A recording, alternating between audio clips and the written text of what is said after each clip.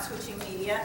Acrylics are a nice sort of a way to transition into working with opaque media as opposed to transparent, although some of the colors that I'll be using will be transparent, and I'm going to be using them in a way that's sort of the best of both worlds.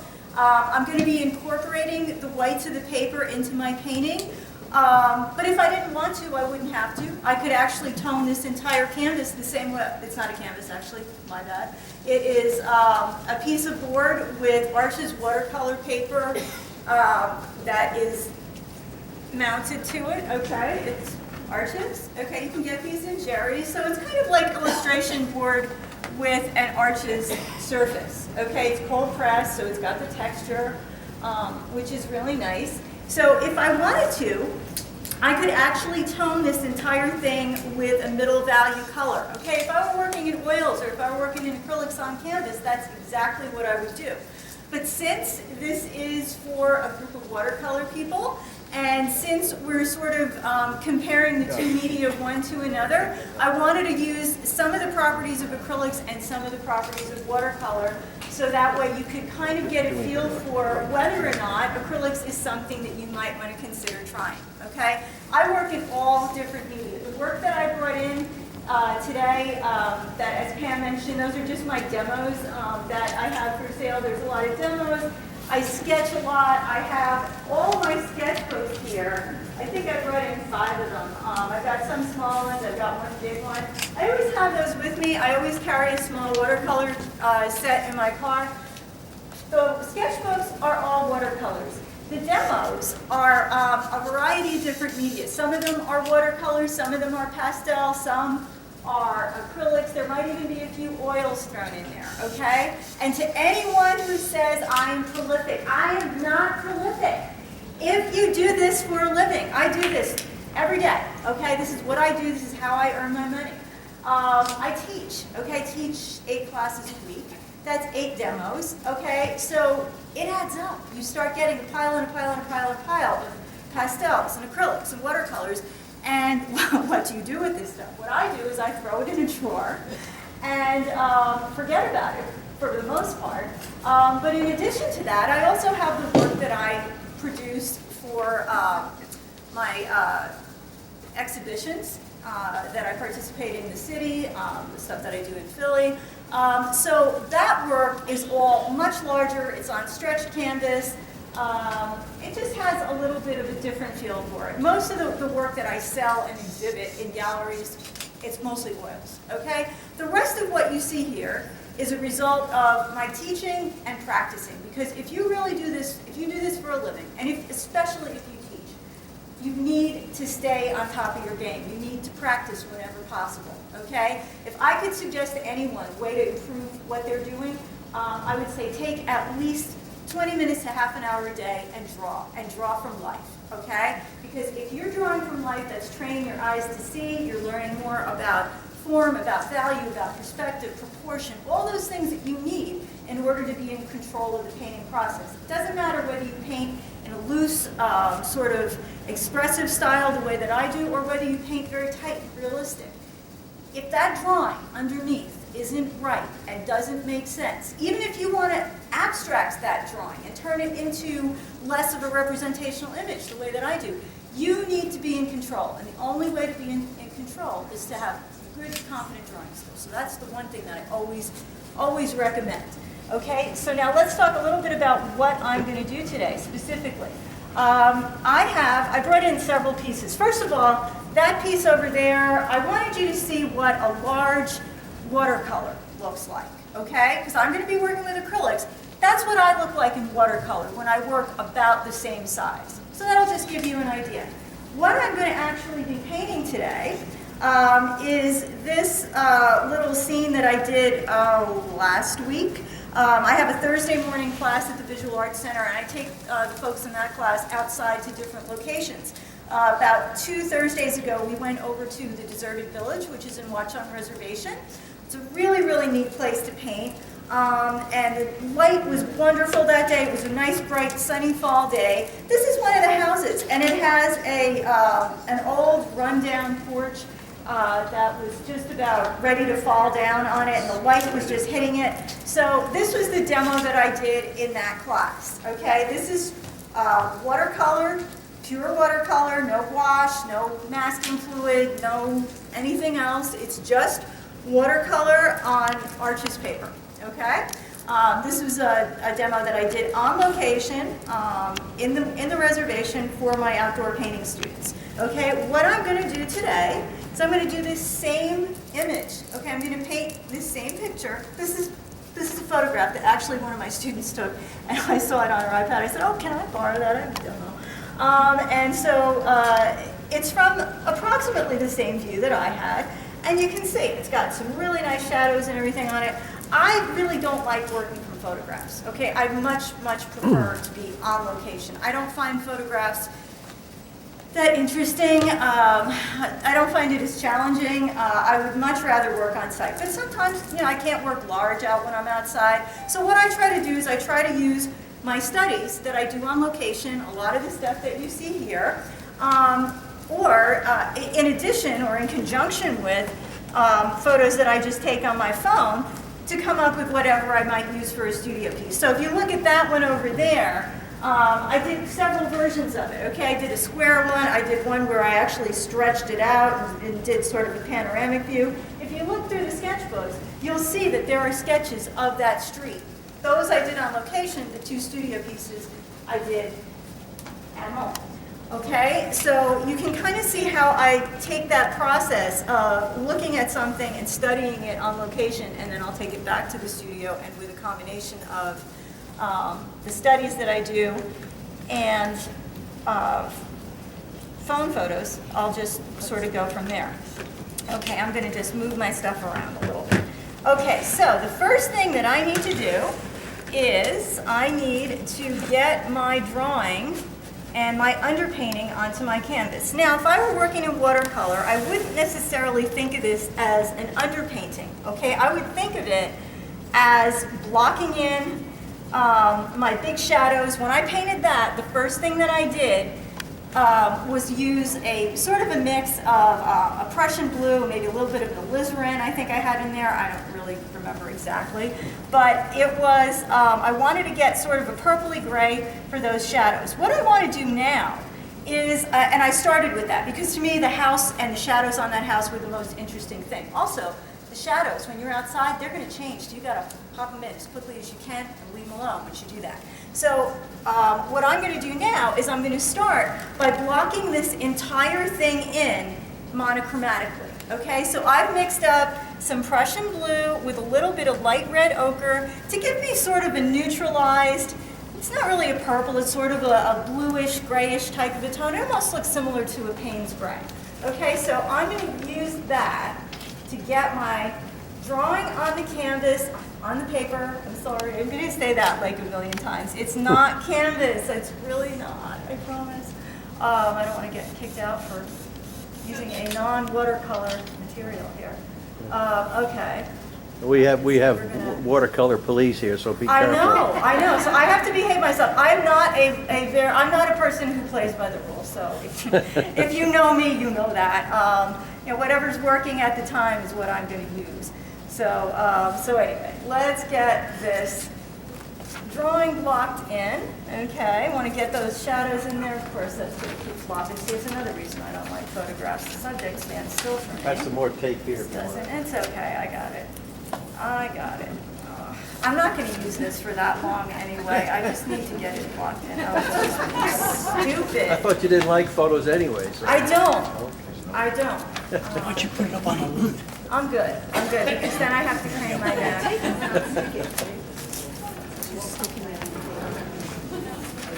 All right, it's fine, it's good. Thank Make it a you. collage. You're good. All right, so anyway, I'm only going to need this just so I can get my initial bit of it blocked in. All right, so I just want to get my main character here, which is this house with the dilapidated porch on it. I want to get that blocked in where I want it. No matter what I'm drawing, whether it is a landscape, a still life, all the still lifes that you see in here, most of them are pastel, and probably just about, I would say all of them, were done as demos in the pastels class that I teach. All of them were done from life, okay? I really do not like to work from a photo unless I absolutely have to, okay? So if you guys wanted to go outside today, we could have done this outside. But again, the reason for that is I don't find photos that interesting to work from, and I don't find them, I just don't find it as challenging. Plus, you don't see as much if you're relying on a photo, okay? Your camera is seeing things like a camera, but then if you go ahead and you make a print of it, if you have a printer that's as horrible as my printer is, you're not going to be able to see all those wonderful colors and things that you would be seeing if you were actually on location. So that's another reason that I don't particularly care for working from photos. I'd much rather go from life. All right, so all I want to do is get this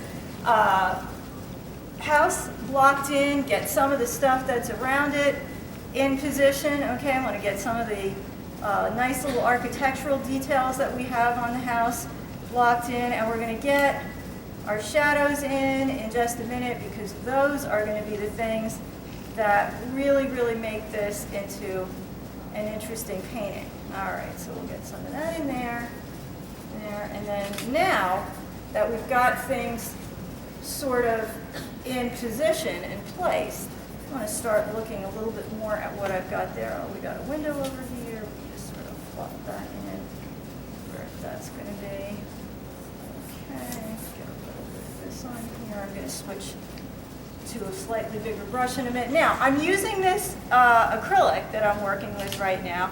I'm using it transparently at the moment, okay? I'm letting some of the white of the paper show through. Particularly now, what I'm going to do now is I'm going to start to go on here, and I'm going to really make what's going to amount to a monochromatic wash drawing, okay? So that's what I'm doing now, is I'm using the acrylic thinned down with a little bit of the water to give me a range of values. And that's going to give me my underpainting. Okay, the purpose of my underpainting is to map out the values and their relationships to one another in the painting, because it's the values, not necessarily the color, definitely not the color, that are going to make things have depth and have dimension and look as if they were actually existed in space. Okay, if you don't have the proper value relationships, and you don't have enough dark values in particular, that's one of the biggest problems I see when I look at watercolor paintings. A lot of times people just don't get dark enough, okay? And without those dark values, if everything is all in the middle, it's going to look flat, okay? We don't want a flat painting. We want it to look nice and lively and like it has a lot of depth. And in order to do that, you've got to get those darks in there. So where I want my colors, my values to be darker, I'm using less water, just as you would with watercolor, okay? Even though I'm working with acrylics. Where I want my values to be lighter and a little more subtle, I'm using more water and making the paint transparent, okay? So in this case, it's the same as, so far, it's the same as using more water and working with transparent watercolor. It'll change a bit when we start adding white into the mix, okay? To pull back some whites in some places if we need to, or to make the shadow colors that I actually put on top of this blue on the house. So then we'll start to switch into opaque mode. But for right now, everything that I'm doing is exactly as I would do it if I were working with transparent watercolor. Okay, so I want to get some of that, some more of those shadows blocked in here where we need them on the house. If I accidentally cover up an area that, maybe I'll look at that later and I'll say, I just got too dark in there. What am I going to do? I need to pull back and get a little lighter in some places. Because I'm working with acrylic, and because we're going to switch over later on and do some work with whites and and using the paint in a more opaque manner, it doesn't matter. I can always go back and pull back a white that I might have lost in the process. Whereas when I did the watercolor, I wouldn't be able to do that. If I lose a white someplace, I basically just go with it, and that's okay. I have a tendency to save more whites than I need to, and then fill in later at the end and just sort of unify things up a bit. But you can see, it's looking just like a wash drawing, right? Nothing new and exciting or different about it. Okay, so nothing scary, even though it's opaque. Because I don't want the police to throw me in jail or anything. I'm not going to break any laws. Rules I might break, but I won't break laws. Another thing that's interesting about, I'll just tell you a little bit about the way that I work with watercolor, is I don't work from light to dark. Oh my gosh, horrors, how could she do that? Throw her out. I like to get my dark values in early on because, as I said before, I believe that your dark values, actually I know that your dark values are what give you depth and a sense of dimension, a sense of space in your painting. Okay, so I like to get those in early on to make sure, number one, that I get them in, but also, if I have those in early on, then my relationships for all the other values are better established. I have something to benchmark against. A lot of times when I'm working with students, I see people trying, and this is not even working in watercolor, but working with other media, I see people trying and trying and trying to get their whites brighter or their colors brighter, when actually what they need to do is they need to go in and make their darks darker first, and every time they do that, that usually will be what the root of the problem was, and as soon as those darks get in there, the lights that weren't light enough now are certainly light enough, maybe even too light in some places, okay? You've got to have those darks and those muted colors in there in order for your brights to pop, okay? If everything is bright, nothing looks bright. And so that's a good thing to remember. Okay, so now what I'm going to be doing with this to get this ready for color is I'm going to move through all the other parts that we have in here, and I'm going to start getting the rest of the suggestion of those trees on here. Everything that we see in that photograph or in that painting over there that's in color, I'm going to map in first in monochrome, like I am over here. Okay, so I want to get all of that locked in so that my paper is nice and covered up. Okay. Does anybody have questions while I'm doing this? I don't mind answering questions as I go, or as long as I don't get too far off the track, or I can just continue and tell you what I'm doing. When you're doing this in watercolor, are you doing this in pencil? No, I don't draw with pencil. I don't like pencil. It's too pointy. So yeah, it is, because what I like to do is I like to get a nice full gestural drawing in there, right? You want it to have some oomph, some impact. Pencil is kind of wimpy, and it's not going to give me that that expressive feeling that I like. Okay, so when I did that, I used a mix of that Prussian blue and a little bit of alizarin. I believe that's what I used. I don't specifically remember, but it was in that range. I wanted to make up a purpley gray. So that's usually what I end up using. I just want to switch to a bigger brush so I can get this on there faster. So what I do is I just block that in so that I know where things are going to go. And I get my big shapes in there, right? I don't draw with a point when I draw with a brush or when I draw with charcoal. What I'm doing is I'm blocking in big areas, big forms, okay? That's important if you like a very confident and just a really confident and strong type of a structure. If I were to do this with pencil, first of all, it would take me forever. If you paint outside, you don't have forever because the light's changing on you. You want to get things locked in as quickly as you can. Okay, the quicker you can do it, the more spontaneous your painting is going to look, the more lively. It's going to really have a nice, bold freshness that you can't get if it takes you too long to get it onto the paper or onto your canvas, whichever you have. All right. So all that I'm looking at when I'm doing this, I'm just looking at those big, bold, nice, dark shadow shapes, and I'm just getting them mapped in. Okay, so we'll just pull this over. And when we're done with this phase, your underpainting, what it should look like, because everybody always says, am I done? Am I ready to go to color? Am I ready to go to color? And it's usually like, no, you've got to get the whole thing blocked in. Your painting, your underpainting, should look like a finished monochrome drawing of whatever your subject happens to be. Okay, so let's see, I just want to do that kind of lightly. Would you say this substitutes it substitutes for a value study? It is a value study, but then we put paint on top of it. It is a value study. But some people do a value study as a separate distinct. Yeah, and plan. that's wonderful. I applaud anyone who does it. I do a lot of value studies, not always because I'm going to paint the subject, but just because, as I said earlier, I think drawing and understanding form and value is the best thing that you can practice. Because if you can do that, you're in control and you can do anything. What this is the structure of the painting, okay? And if you're working with an opaque medium, such as acrylic or oils or pastels, you have the ability to put that structure right underneath the color. So why not do it? That's actually, I shouldn't say the right way to do it, excuse me, because I don't say that.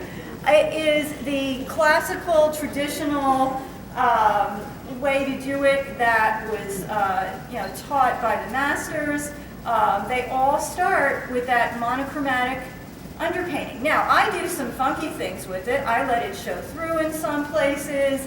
I do it in various colors. Traditionally, it's done either in a burnt sienna or burnt umber or some sort of an earth color.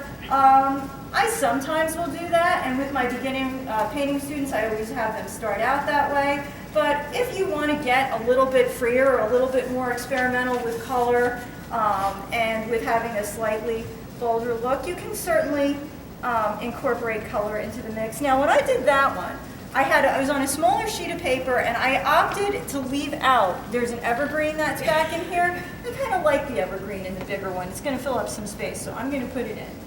So we're going to just put a little When you're bit doing in your here. practice drawing, is it also with a brush always? Yep. I don't use pencil. I'm not a pencil person because I'm still drawing. I'm just using a different utensil. Okay? To me, I don't need to have such a fine pointed instrument. Now, I also do some pen and ink work, which is odd for me. But when I do that, I'm only using the pen and ink to create my cross hatching. Okay? The actual forms that I'm blocking in, I'm still doing it, and I'm still looking at big shapes in order to do that. All right, so we're going to drag some of that off to here, some of that off to here. Tell us about your brushes. Okay, my brushes are special brushes. You can get them at Jerry's. They cost about $2 a piece. They are the cheapest things you can buy. They're called Simply Simmons. And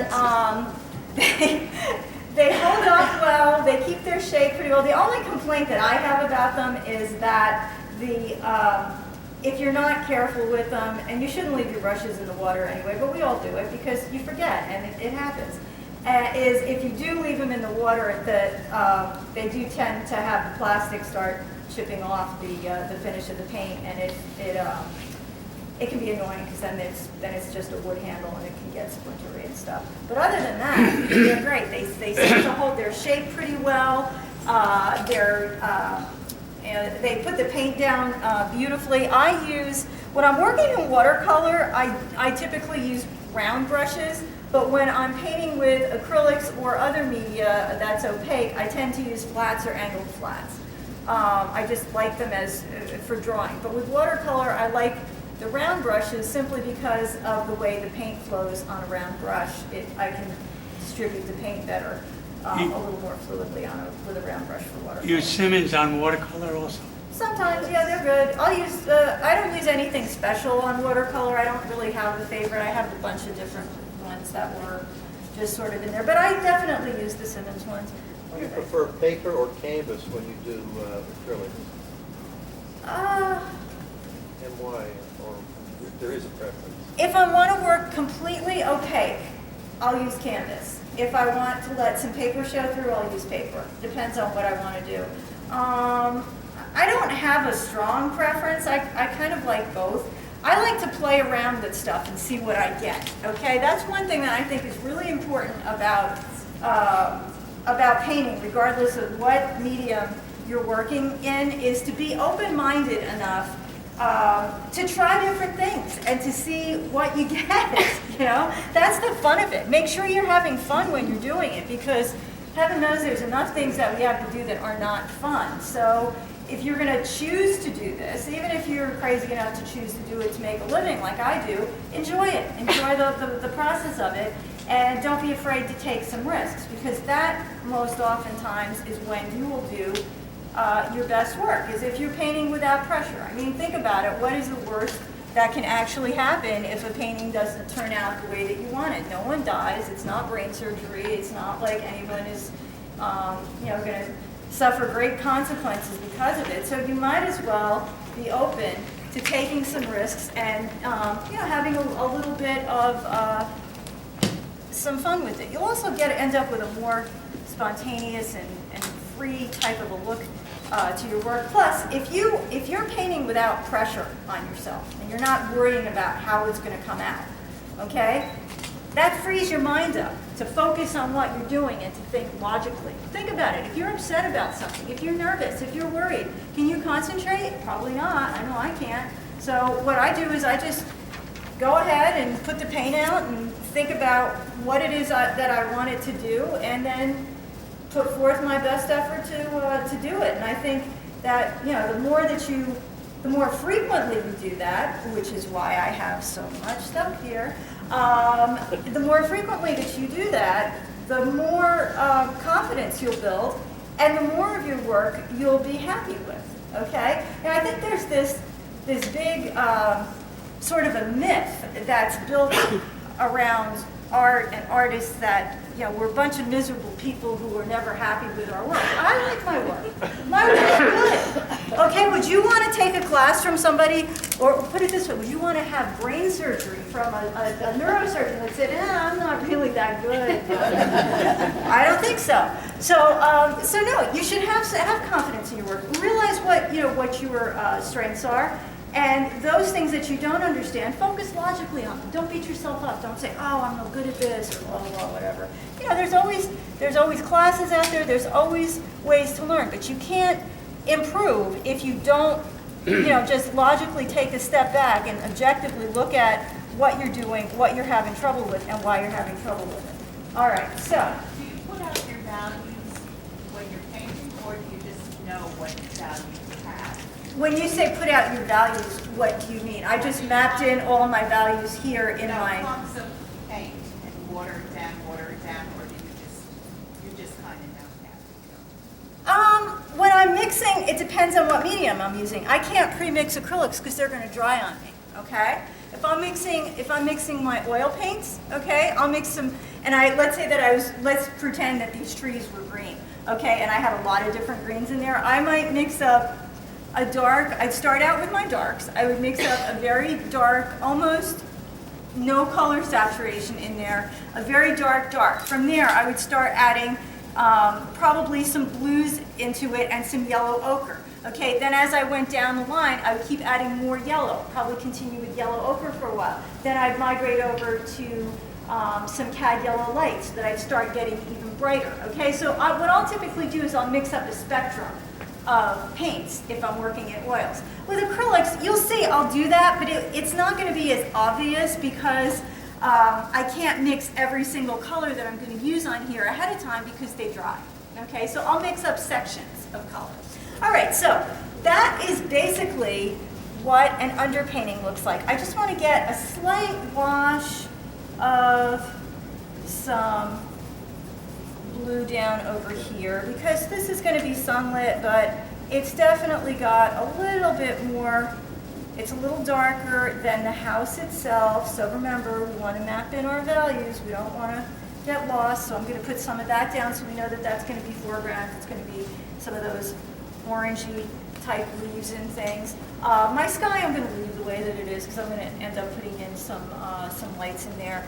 Let me just take one last look at this and make sure that I've got enough darks. I'm going to just pop some darks in over here, maybe a little bit more in some of these areas. Okay, and then let's talk a little bit about how I'm going to use the white of the paper in this. Now, if I were doing this on canvas and I was going to cover the entire canvas up, I would not be working on a white surface. Okay, when I work on canvas, I never work on a white canvas. I always tone it. Again, I get a little creative with the colors. I like to use like a salmon orange color, particularly if I have a lot of blues in something, because it's the opposite, so it sort of sets me up with some nice contrasting color harmonies.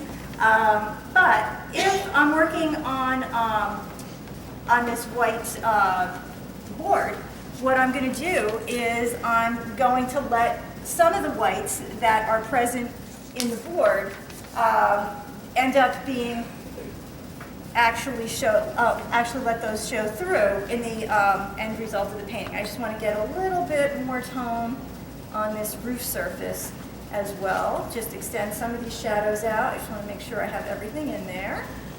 Okay. So the house itself, I'm going to leave with the white of the paper. Okay, I'm going to just hint at, and I could do this later actually, just a few of these clapboard things, because they did have some interesting shadows on them. And I'm going to be going over this in a bit with what my real shadow color is. This is just the underpainting. So all this is going to get covered up. That's another question I get asked a lot, is why do you paint the whole thing if you're just going to cover it up? Okay, why do I do that? Does anybody know? To know where you're going to go. To know where I'm going to go, plus what did we say we compared this to? Value study. Exactly.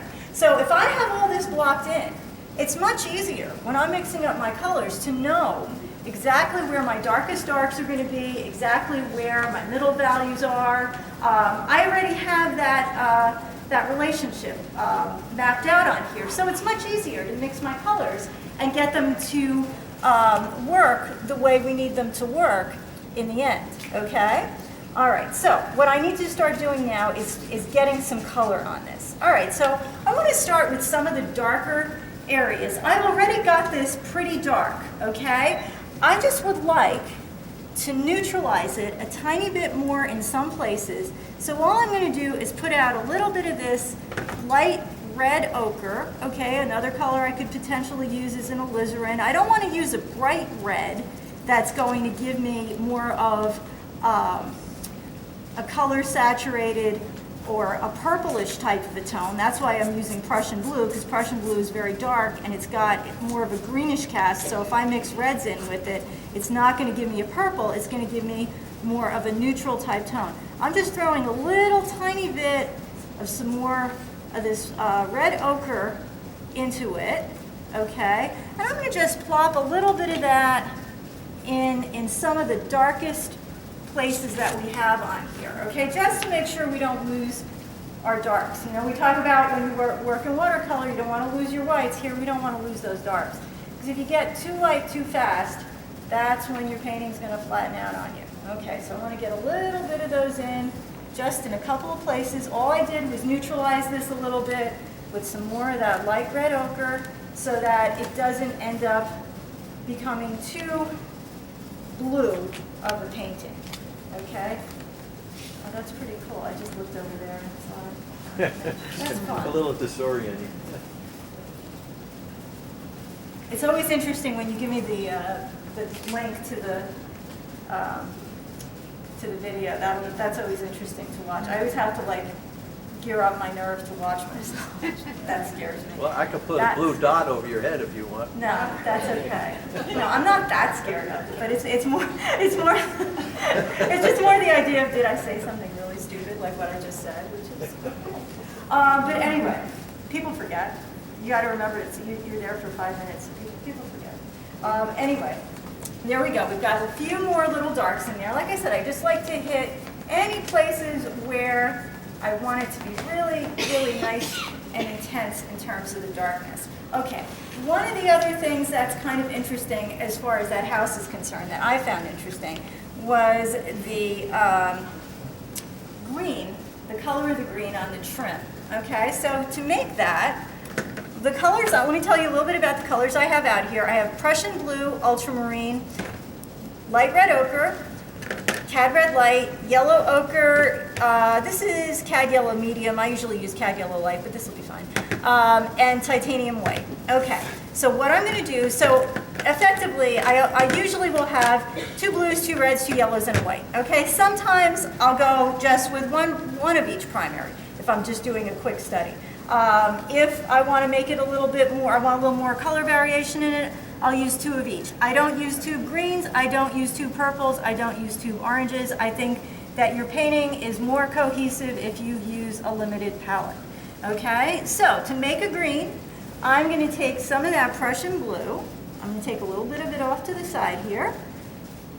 And I'm going to also take a little bit of some yellow ochre. And I'm going to use those 2 together to make up a green that I can use on the trim of that house. I want to kind of get a little bit of that napped in because I think that's a nice sort of a strong color that's going to make things kind of interesting, because I'm going to use much of the shadow that's in there already as my dark, all right, because even though it's green trim, the parts that are in shadow get really dark and we don't really see that much color in that area. Okay, so what I just did was I just took some of that yellow ochre, and now I'm going to make another little batch of the green up, and I'll hold this up in a second so you can see it. I'm going to take a little bit of my brighter yellow and sort of mix a little bit of that into it. I may even have to, because this yellow is so strong, I may need to tone that down a bit so that it doesn't get too lemony. There we go. I just threw a little more of my yellow ochre back into it. I just wanted it to get a little lighter and brighter, okay, to make the parts that are going to be sunlight. And in fact, in order to tone it down even more, I'm going to throw a little tiny bit of white in it. The titanium white has a lot of a bluish cast to it, so that will help to sort of tone it down, make it a little bit more muted looking. Titanium white, it's just, you know, your usual white that most people who work with opaque paints, that's usually the popular That was a white. watercolor. What would you do in that case? You can't add white. No, but I can add water, right? Do you always mix with a palette brush? When I'm painting with acrylics, yes. When I'm painting with watercolor, no. Okay, a palette knife just keeps your colors nice and clean, okay? Keeps them from getting muddy. All right, so I'm going to throw a little bit of this green in. I'm actually going to use the brighter green. I'm not even going to bother with the other one, because I'm going to let what I put on before, that nice dark value, if that's dark enough, that will let this nice light green that's going to be on our sunlit parts of this green thing show through. Okay, I'm going to need to let this get a little tiny bit lighter. One thing you'll notice if you work with acrylics is you sort of have to make some adjustments for the color that you get when they dry. Okay, acrylics, unlike watercolor, they're the exact opposite.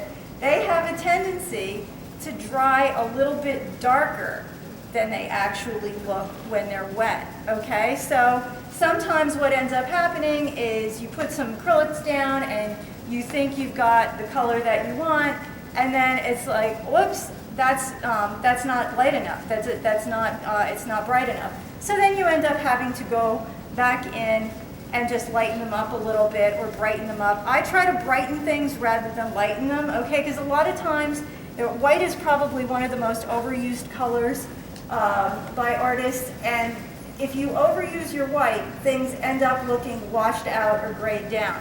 If you brighten them with a warmer color instead, they're going to stay nice and bright and lively. Okay, so I just wanted to get a little bit of that in. And then I'm going to go right back to that dark value, because remember what I said about the darks. If something isn't looking light enough or bright enough, if you put a dark value in next to it, that's going to solve the problem. Okay, that's going to make it start to pop. So I'm just going to go right back to that nice dark value and put those in. That's going to start to make those windows and that trim have a little more contrast in the places where I want it. Okay, so we'll get a little bit of that.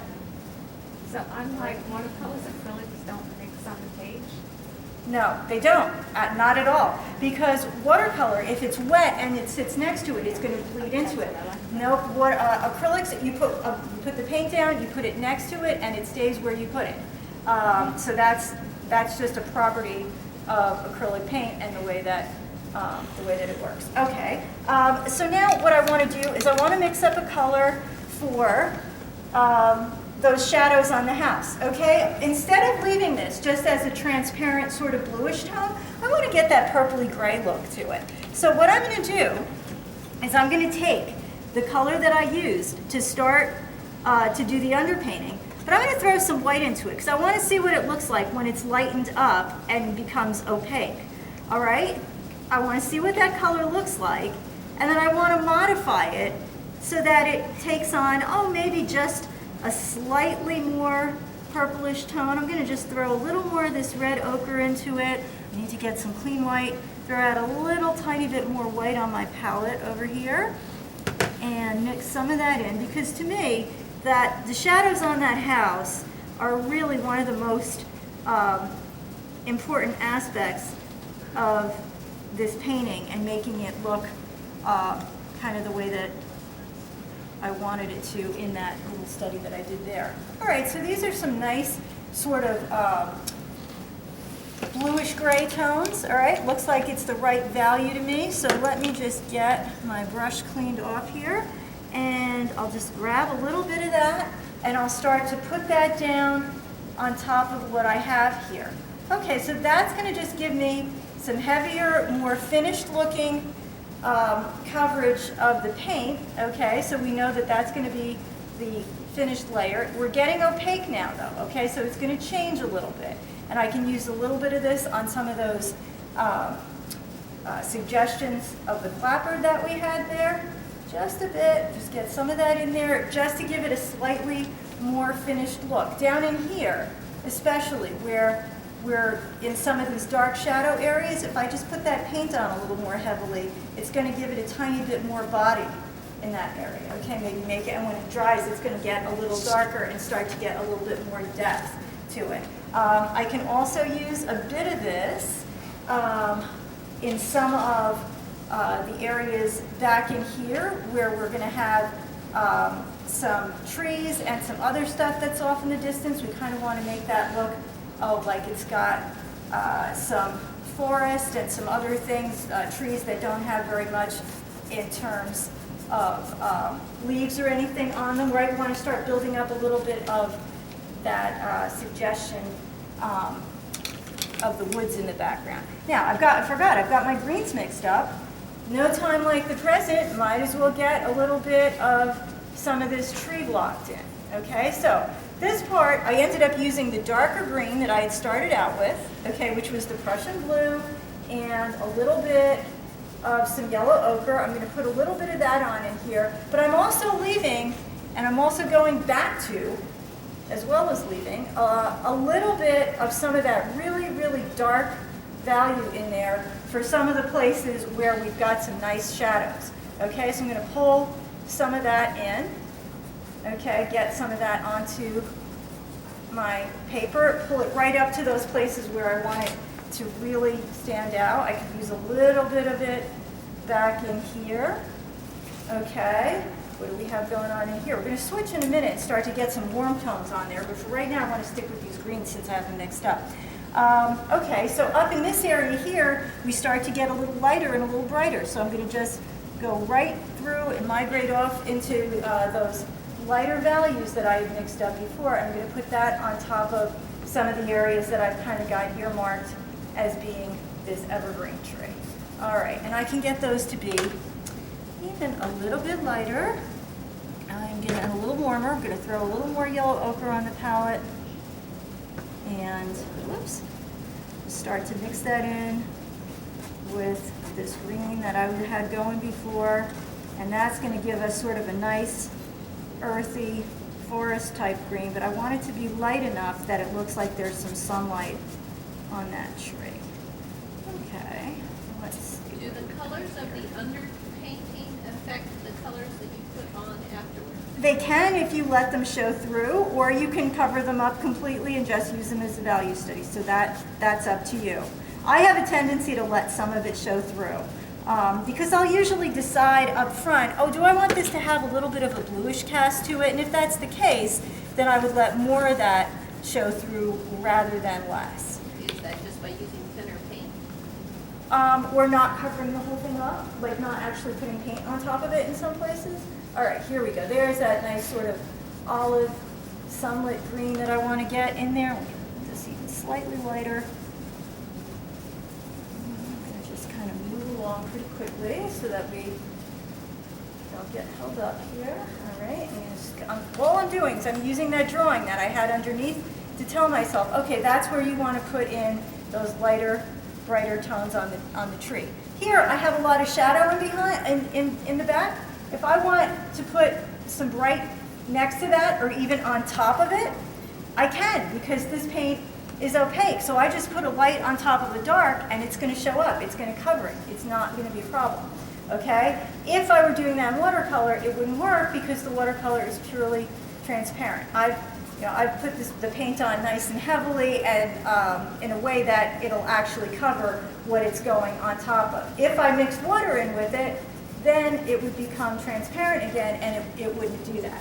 All right, so now we've got some of that tree blocked in over there. We can get a suggestion maybe of, since I have the paint mixed up, I don't like to waste paint, so if I have a color mixed up that I'm going to want a little suggestion of it elsewhere, like somewhere in the back of, background of some of these woods, I wouldn't mind a little bit of this nice olive green sort of tone. I think that's kind of nice. I'll just get a little bit of that in there, and that's going to start to set that off. Okay, there's a little bit of it in here, a little bit of it in this area. What's really happening in much of the background and in some of this sunlit area that we have here, though, there's a lot of sort of yellow ochre, red ochre, sort of terracotta looking stuff happening. So I'm going to mix up a batch of that and start to get that plopped in because that's going to change the tone of it. Right now, pretty much everything that I've been using has been on the cool side, okay? So we want to get some warmth into this piece. We don't want it to be just all cool. So I'm using a little bit of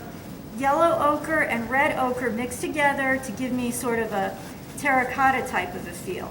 If I want to tone that down or mute it, I can always mix it with a little bit of some of the bluish gray that I had before, because blue and orange, I kind of consider this an orange, are opposite one another on the color wheel. So anytime you mix those two together, you're going to get a more muted sort of a variation of a gray of those two colors. Okay, so I just mixed up a little bit of that. I'm probably going to want a little bit of some of this terracotta to have a slightly brighter, maybe more yellowish tone to it. So I'm going to mix a little bit of it with some more yellow ochre, maybe even a tiny little hint of the brighter yellow, just so that we've got another variation of some of that gold. Some places we may want it to be a little lighter and more muted, so I'm going to mix some of it in with a little bit of some white. Okay, so I'm giving myself sort of a range of values and colors from cool and very muted to warm and very light and bright. Okay, so that's what happened here. This is the orange I mixed up first with some blue thrown into it. Then that's with more yellow ochre and a little bit of some bright yellow. And then this is this with a little bit of white. So what I try to do is I try to take the color and make several variations of it, so that way they're all cohesive, they're all related to one another, but there's some variety. Okay, so let's get some of this nice sort of terracotta tone down in the places where we have leaves and things on the ground. Now I'm letting this be a little bit transparent so that some of those shadows that I mapped in before, I can still see where they are. And if I want to, I can just go right back over those and make them a little bit stronger, okay? So, and it's also, by letting it be transparent and you're seeing that through it, that's giving it sort of a unified look, because the blue is actually underneath the golden tone, so that it looks like it's all part of that same surface. Okay, so we'll just map a little more of that in. But then, if I want to go back on top of that and put in some brighter and lighter bits that I want to stand out more, I can put my paint on more heavily, and I can start to suggest, a little bit of texture here and there, okay, so that it's not just all one color. There's some branches and things, some twigs that are on the ground. You can get a suggestion of those in there. And we can even get a little bit of that where it shows through in some of those places on the house, okay? And like underneath here, where we start to go underneath the porch, all of that there it's got all those leaves and things, all that debris that's blown down underneath there. We want to pull some of that in so we can actually tell later on that this is elevated and that it's got those sort of pylon type things behind it there that are raising it up off the ground. All right, now there's a lot of nice warmth in much of the background area here where we've got trees that have just a few leaves on them. So I'm going to start to pull that in, because that's also going to change the tone of the painting, right? If I get some of that warmth in the background there on top of the blues that I mapped in, I know that it's got to be a middle value, a middle light value, but I wanted to have some warmth to it and some variety. So I'm going to use a little bit of some of those grays as well that I have not mixed up over there. I'm going to get a little bit of that in on this side, because we've got a lot of nice variety in terms of the temperature and the tone of a lot of this stuff. Okay, so now we're starting to feel like we're in a fall scene. Okay, it's going to take on a slightly different feeling, a little bit of a different character to it. Okay, how about if up at the top there we start to get a little bit bold and map in maybe a little bit of almost not quite a pure red ochre, but a little bit more of a stronger red ochre tone to this, with just a little bit of that yellow ochre mixed in. Okay. Just check myself on time here. 3:05, yes. In the end, would you put this under glass if you were going to display it? Yes, I would, because it's on paper. If it were on canvas, I would not. Okay. Oh. Even though it's on a board, that doesn't make any difference? No, it's still a paper surface. So I would tend to put it behind glass. I would feel like it was protected better that way. If it were on canvas, as I said, or if it were on a board like a masonite type board that was just purely painting on masonite, because you can do that, those gesso board and those types of surfaces, that's all that is. Those I don't put behind glass if I'm using acrylic. But if it's anything that's on paper, I have a tendency to feel better about it being behind glass. It just seems more finished that way. Although there is a paper that Arches makes for oils that supposedly you can mount to a board when you're done. It comes in a pad, and you can actually frame it the same way that you would a regular oil painting. So I haven't, I've used the paper, but I haven't framed anything that I've done with that, so I'm not really sure how I feel about that. But it always just seems odd to me if I've got paper to not put it behind glass. All right, so I just wanted to get a little bit of some of this nice sort of golden color. There's tons and tons of leaves on this roof. The thing I don't want to lose is that nice feeling of those darks where there's holes in the roof where it's all battered and sort of run down looking. Don't want to lose that. So I'm going to get a little bit of that in there, start to get a little of this subtle color variation in some of the distance here. Now there's also a little bit of this really nice bright light sort of a color on some of the sides of these tree trunks, right? The light is hitting them from this side, so I'm going to just sort of pull a little bit of that in to suggest some light coming this way on these guys. Okay, I can do that on some of these here. I can probably map in a few more large branches in some places. Also, I can get a little bit of some suggestion of lighter branches in front of some of the stuff that's blocked in already in those, in the underpainting. All right, so let's just get a little more of some of these light values in here, and a little bit of that. Next thing that I'm probably going to go to, just so I can start filling up the paper. If I were working on canvas and I had someone, if someone was in my class and they had a painting that was done to this stage, but they didn't have any paint yet in that background, I'd be like, all right, you got to get your canvas covered up, so let's get some paint blocked in there. Okay, so we have some choices because we want to get a nice blue in there for the sky. Okay, so far I've been working with Prussian blue. I'm going to switch gears a little bit, and I'm going to go to a little bit of some ultramarine. All right, I may mix that with a tiny hint of some Prussian or maybe even a little bit of a red to just give it a purplish tone. But I do want to get a little bit of some variety in the blues. Okay, so I don't want it to all be just a Prussian type of blue.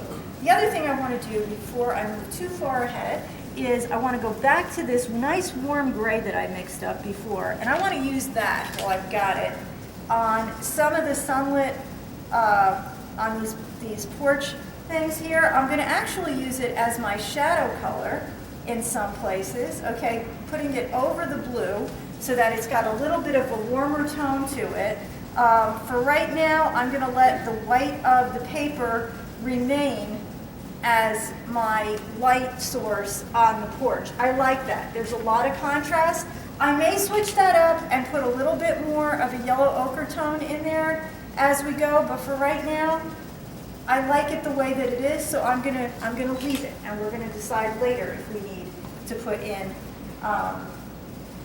anything else. All right, let's just fill in a little bit over here and a little bit of this in there. All right, so You said now you always travel with a watercolor kit. How do you resolve the water issue? in terms of what, like how a water source? Yeah. Little bottle. I always have that with me too, usually. It's just sort of a habit that you develop after a while. If you know that you like to do it, it's kind of a good idea to keep that in your car, or just keep it in your bag. Like I have that black bag that I walked in with. That's sort of my painting bag. I mean, when I was painting in Bryant Park, that's what I took with me every day. I like to travel very lightly. I don't carry a big wheelie thing with me. I don't do that when I'm teaching. I don't do that when I'm painting out on the street or anything. I like to be as minimalist as I can, okay? So if I can figure out a way to just get everything all into that one bag without having a lot of excess stuff, that generally works best for me. So I've pretty much become used to what works and what's easy to do. I find just having a bottle of water like that, I just keep it around. I usually will have some type of container that I can pour it into just to make it easier rather than trying to work with it in the bottle, that kind of thing. But it's a relatively easy thing to have with you most of the time. All right, I need to go back to my darks. I don't have enough darks in here. See that? That needs darks in order for it to pop. Otherwise, it's going to flatten out on me. And I don't want that to happen. That would be bad. So there we go. We got a little bit of that in there. Got a little bit of this sort of rickety, sort of fence-like feeling to it. Okay, so we got a little bit of that in there. All 20-minute warning. 20 minutes. Okay, we're doing well. I need to back up because that's one thing that's always really important. If you are right on top of your painting, you can't really tell what you have. You can't tell if it's working or not. You need to be able to step back, put it into context, and make sure that it's holding together. To think about, I always hear this a lot. I hear a lot of things frequently, like repetitively during the week when I'm teaching. I hear people say, oh, if I look at my painting from far away, it doesn't look that bad, but if I look at it up close, it's just little bits of color. Well, that's what they all are, is just little bits of color. But if you put those little bits of color in the right values, in the right places, in the right shapes, it's going to work, and it's going to make itself into a painting. Now think about when you're in a museum, right? Do you do this? The guard would yell at you if you did that. You don't go into somebody's house and stick your face in something that's on their wall. Paintings are meant to be viewed from a distance. And, I think everyone paints, everyone gets something as a painter. Each artist gets something different from the process. I've painted in a more realistic manner. And all that really means is that I used smaller brushes and I put more details on, okay? The strength of the painting really is not from those details, it's from that underpainting, it's from that structure, it's from being able to see what it is that makes that'll make it into a compelling image, okay? So try not to confuse drawing and surface detail and composition with one another, okay? Because all the surface detail in the world is not going to fix a bad drawing or a bad composition. So that's what you want to focus on. Now, my whole reason for painting, the challenge that I get from this and what makes me the most happy with work that I do is when the painting looks like it just came together spontaneously. The fewer times I touch the paper, the fewer times I touch the canvas, the more vibrant and lively it's going to be, and that to me is very important, okay? I don't care about photorealism. It's kind of a joke that I'm in this organization, the International Guild of Realism. I joined that years ago when I painted in a more realistic way, because it was a good way for me to meet some gallery contacts, and I was in some really nice shows as a result.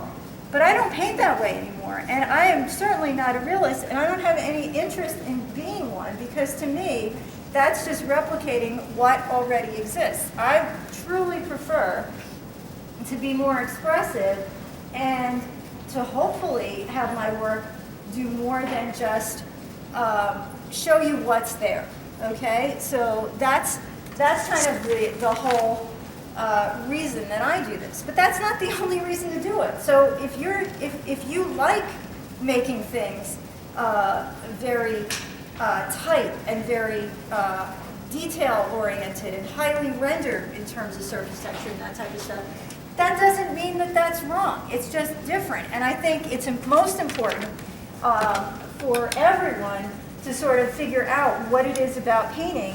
What's their message? What do you want to say with your work? What excites you about doing it? What excites you about the way it looks?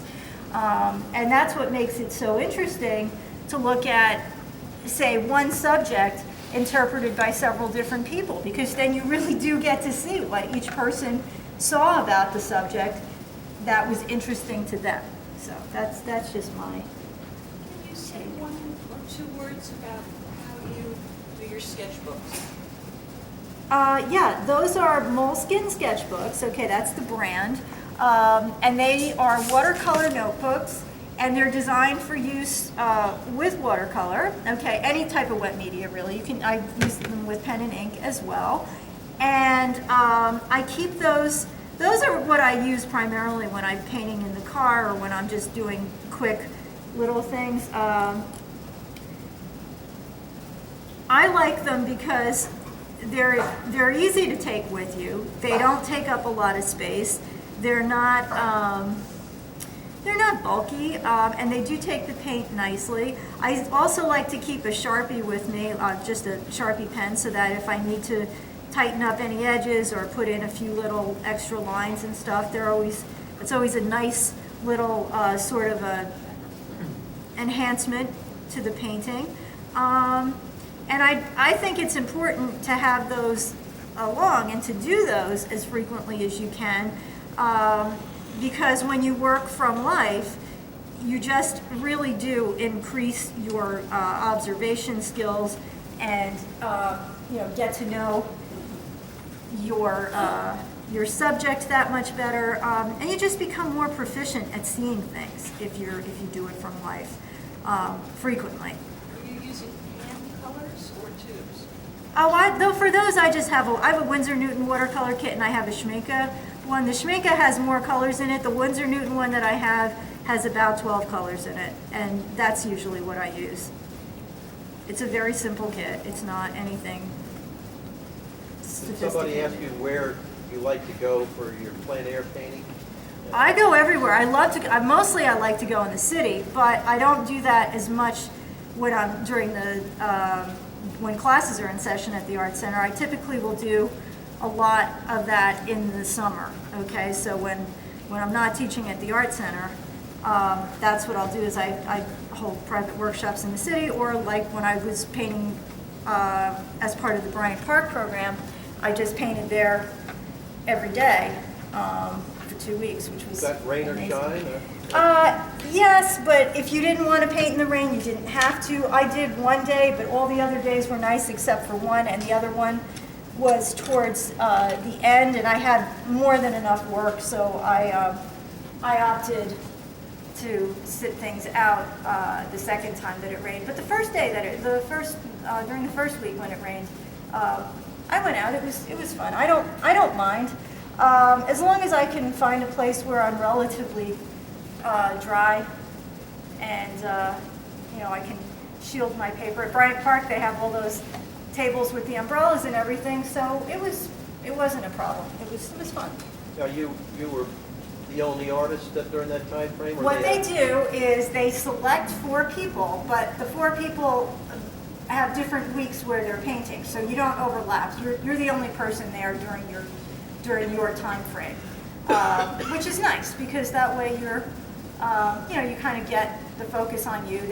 They sent a photographer around. There was a lot of nice publicity and stuff. It's a great program. I really enjoyed it. Were there other acrylic artists or oil, pastel? Didn't matter what you did. You pick the media. I did everything. I did some watercolor. I did some pastel. I did one oil just because I felt like I should do one oil for that. And did I do any acrylic? No, I didn't do any acrylic. Yeah, but they own the painting, or do you? Yes, they do. They own everything that you do for those 2 weeks. You give them the whole thing when you're done. 9 yards. It But becomes. you're it compensated becomes theirs. nicely. Yeah, you are. You're compensated for your time. You're compensated for your materials, and it's like I said, it's just a really nice program. It suited me very well. I was very comfortable with it. I liked it. I would love to do something like that again somewhere else. Interestingly, some of the other artists who did the program had not painted outdoors before, which I found a little surprising. I mean, I wouldn't have applied if I didn't paint outside, but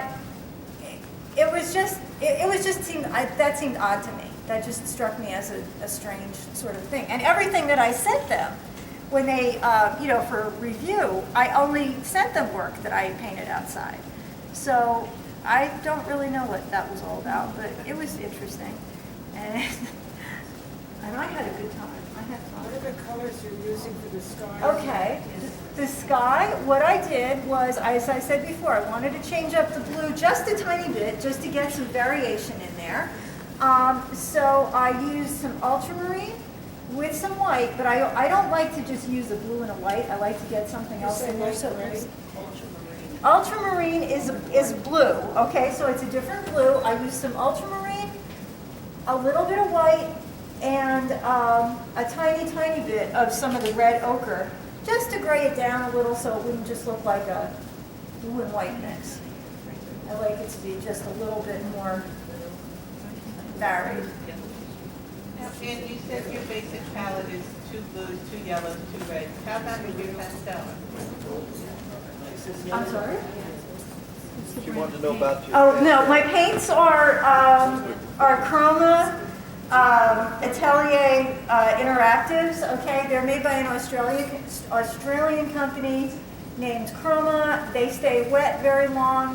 They have mediums, but I'm not even using any medium, actually. I just used some water this time. If you use the mediums, they'll stay wet even longer. It's a good brand, and what I like about them is the pigments are all very saturated, very strong.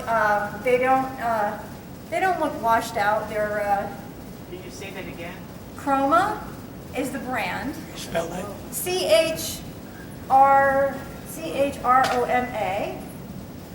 Chroma Atelier, Atelier Interactives. And Jerry's carries them. They have them, pretty much everywhere. No, I don't think they have them at Michael's, but like the real art stores, like Jerry's, or online. You can get them online too. And Yeah. since you can paint over, I'm surprised you didn't do the sky first. I never do the sky first because then the sky looks like background, and it's not background. It's equally to me. Everything is like one next to the other. I try not to do that. I try not to think of things as in back of or secondary to. I just never do my skies that way.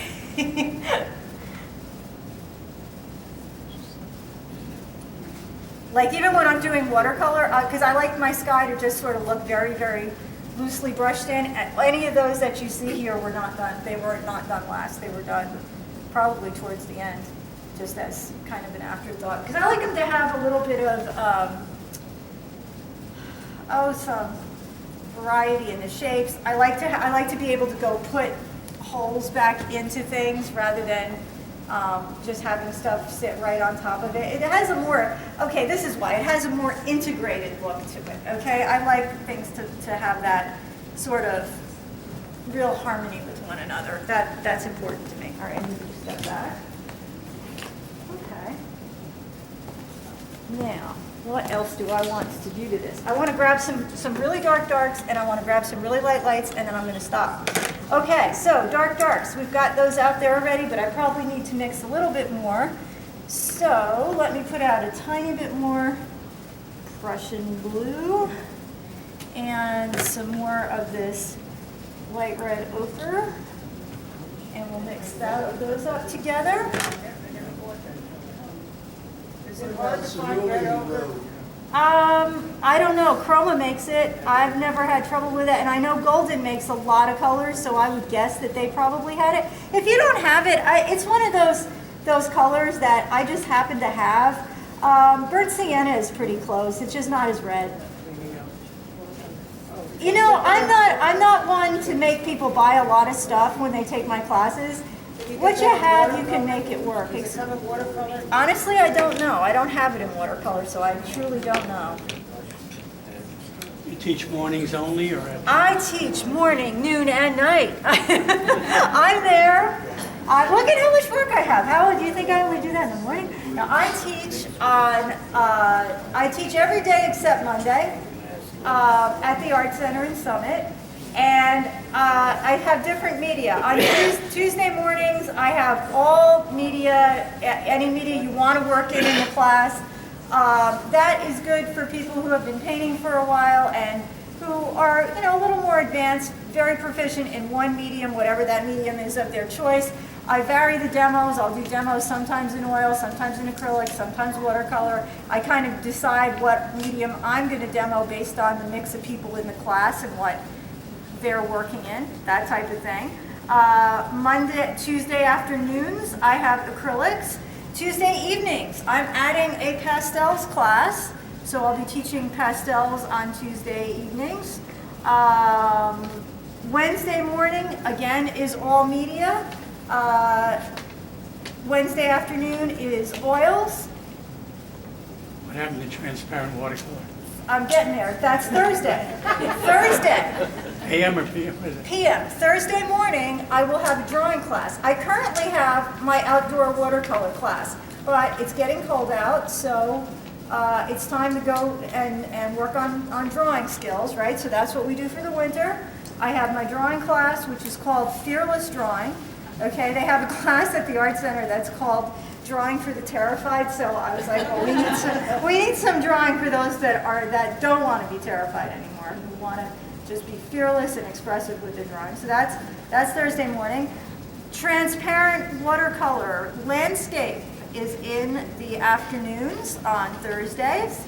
And then Fridays, I have pastels again. So that's my weekly lineup at the Art Center in Summit. And then I also have, so a lot of times I'll have workshops on the weekends and other stuff. I just want to get a little more shadow underneath that roof, right in here, because we've got a lot of shadow in there. I missed that. So paint it over. There we go. Really want to get that heavy feeling, and that porch roof is just sagging. Okay, so that's that. I got the darks in there. Now, last thing we're going to do is we're going to get some really bright brights. Excuse me. I don't like to use pure white by itself, normally, but we may do a little, almost that. I'm going to throw just a tiny bit of yellow ochre into it, just to warm it up a little. And the reason I don't normally do that is because normally I'm not working on a white surface, and so it would just look a little odd to have something that was pure white in there. But for this, I think it can work because it'll just relate back to some of those whites that we have in there from the paper. And so any place where I've covered up with my dark shadow paint that I need maybe a few highlights catching the edges of things, I'm going to put that back in there. In fact, I'm just going to throw a little more of that yellow ochre tone into it. There we go. And where else? Oh, and I want some on here too. I want to just get a little hint of some lighter edges catching on some of these branches, maybe suggest a few more little twigs and bits of light hitting it. I don't want it to become too dark of a painting. All right, and that could happen. It was a dark, scary place.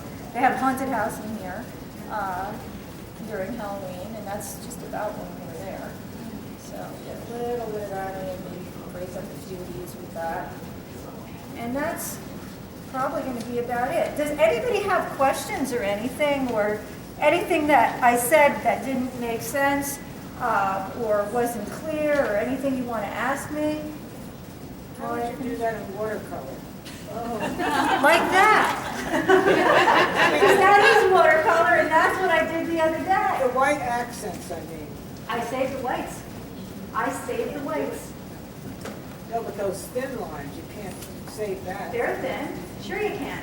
I've saved cat hair, cat whiskers. I've saved power lines. You just paint right up to it. And just do it.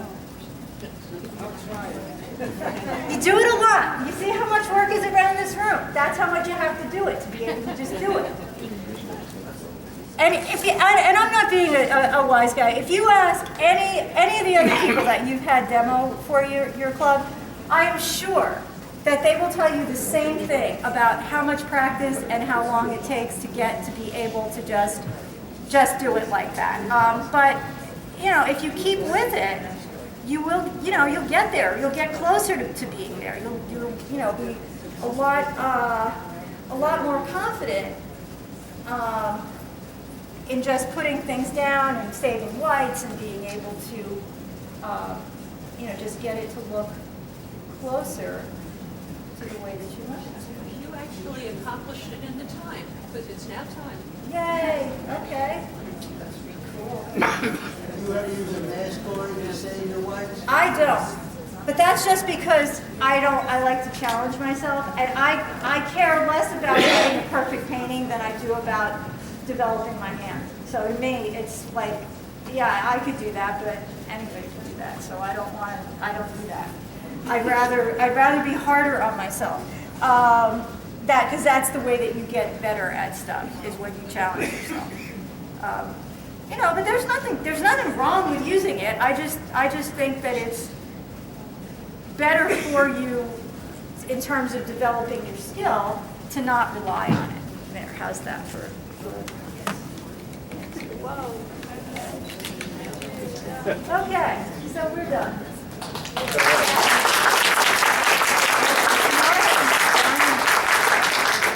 Okay, now the hard part, I have to sign it.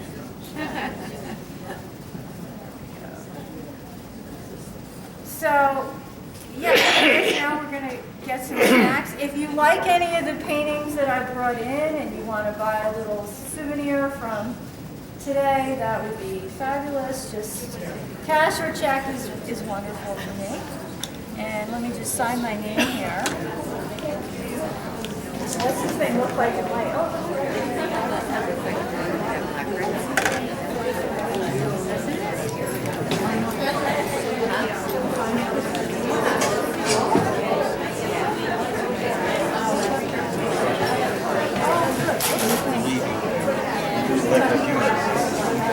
open mic, that's up to that.